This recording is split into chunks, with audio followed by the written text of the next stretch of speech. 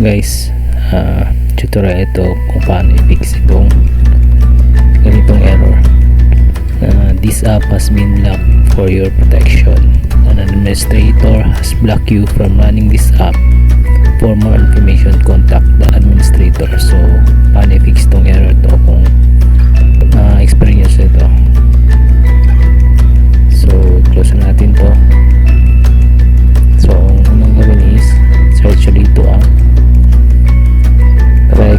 edit, tapos makita ko registry editor, then right click, then run as administrator. Then pag nandito na, open nyo itong HK local machine na folder, then itong software expand nyo, then Microsoft, expand to Microsoft, then Windows, hanapin niyo yung Windows, expand yung Windows, then itong current version, then policies,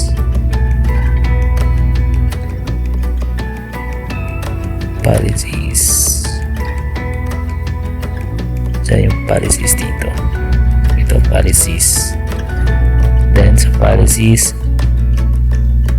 click na itong system, then hanapin nitong enable LUA, double click nyo, then change yung value ng 1 into 0, then click OK. Then mag-notify yung Windows na kailangan i-restart, so restart na natin. So after restart, try nyo i-open yung apps na in-open nyo na kung yung naka-receive kayo ng error. So in my case, ito yung kanina.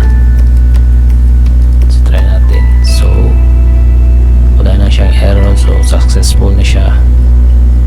So yun na yung pag-fix. So again, paano i-fix yung block by administrator? So una nyo gawin is search nyo lang dito edit, or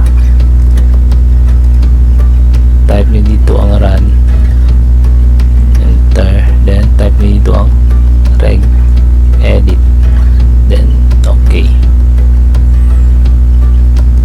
Then after nyan, punta kayo dito, i-open nyo itong HK local machine, then software, then Microsoft,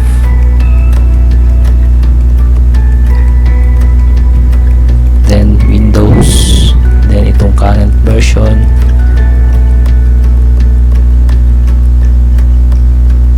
then policies, then system. Then dito sa system, enable nyo yung itong double click yung enable LUA. Kung 1 yung value niya dito, change nyo to 0. So that's it lang. Thanks for watching.